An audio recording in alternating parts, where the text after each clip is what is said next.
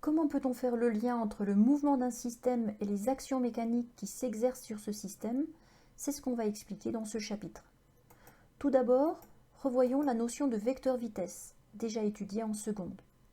Pour caractériser correctement le mouvement d'un point en un instant donné, on a besoin de connaître la direction du mouvement, ainsi que son sens et la valeur de sa vitesse, appelée aussi vitesse instantanée. Pour regrouper ces trois informations, on utilise le vecteur vitesse. Alors, on définit le vecteur vitesse en un point donné, à partir de la valeur de la vitesse qui est assimilée à la valeur de la vitesse moyenne du système entre deux positions très proches et qui encadre le point MI. La durée entre ces deux positions est donc très courte. On a aussi besoin pour construire ce vecteur de sa direction qui est tangente à la trajectoire et d'un sens qui est celui du mouvement. Ainsi, le vecteur vitesse s'écrit comme indiqué. On peut simplifier l'écriture avec la notation ΔT pour la durée entre les instants TI plus 1 et TI moins 1. On peut tracer des vecteurs vitesse à partir d'une trajectoire obtenue en enregistrant les positions successives d'un point à intervalles de temps tau constants. Alors on va utiliser la définition précédente pour tracer deux vecteurs vitesse. D'abord le vecteur vitesse V3. Donc ça correspondra à la vitesse moyenne entre le point 2 et le point 4. Donc on va mesurer la distance M2, M4. On va diviser par la durée qui s'écoule entre T4 et T2, c'est-à-dire 2 taux. Quand le calcul est fait et qu'on a donc la valeur de la vitesse instantanée, on choisit une échelle des vitesses adaptée. On trace le vecteur vitesse tangent à la trajectoire et dont le sens est le sens du mouvement. Voilà, on peut recommencer l'opération pour tracer le vecteur vitesse V5.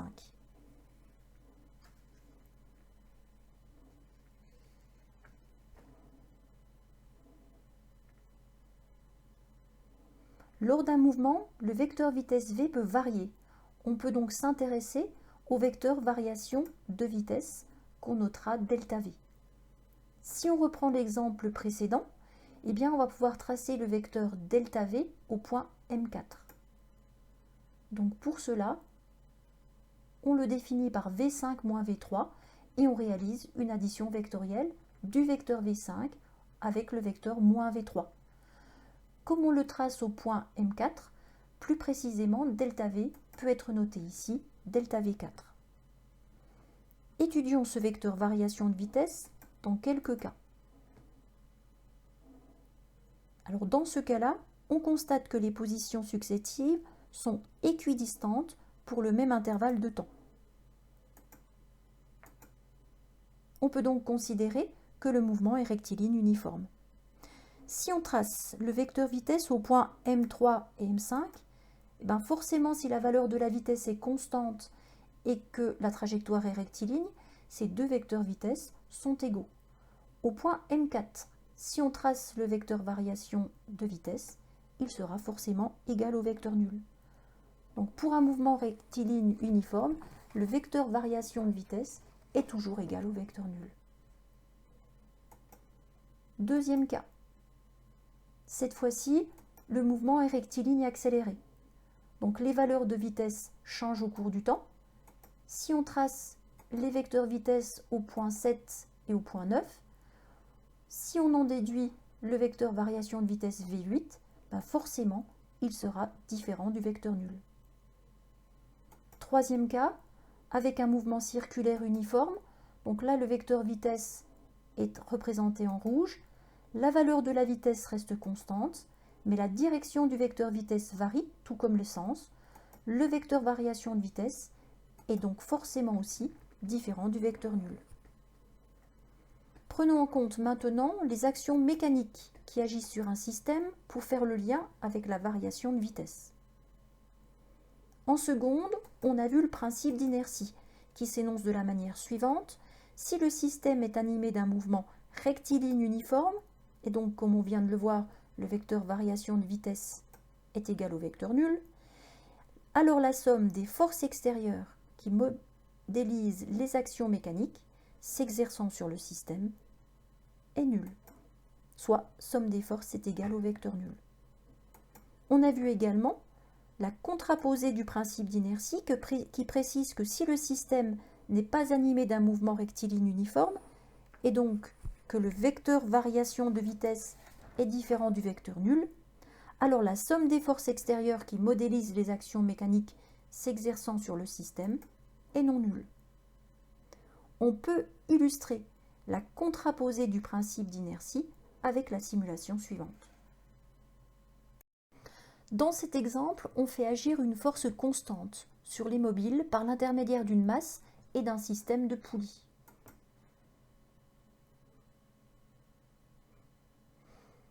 Il y a accélération des mobiles, le vecteur variation de vitesse est différent de 0. On fait agir la même force sur deux mobiles de même masse, la variation de vitesse est identique. On augmente maintenant la masse du chariot bleu, mais pas celle du chariot rouge. La force appliquée par contre est la même. La variation de vitesse n'est plus la même, plus la masse est importante, plus la variation de vitesse est faible, le chariot bleu plus lourd arrive après le chariot rouge. Enfin, on reprend deux masses identiques, deux mobiles identiques, mais par contre on va augmenter la force appliquée au chariot bleu. Celui-ci arrive plus vite, et si on regarde la variation de vitesse, on constate qu'elle est plus grande pour le chariot bleu. Il passe de 0 à 3,5 mètres par seconde, alors que l'autre passe de 0 à 2,9 mètres par seconde. Ainsi, pour être plus précis, la variation du vecteur vitesse pendant un intervalle de temps donné est petit, est proportionnelle à la somme des forces extérieures qui agissent sur le système, et inversement proportionnelle à la masse petit m. Mathématiquement, on peut écrire que ΔV sur ΔT est égal à 1 sur m fois la somme des forces extérieures, ou encore, somme des forces extérieures est égale à m fois ΔV sur ΔT. En général, on utilise plutôt cette deuxième expression, et on montre donc que force appliquée et variation de vitesse sont directement liées.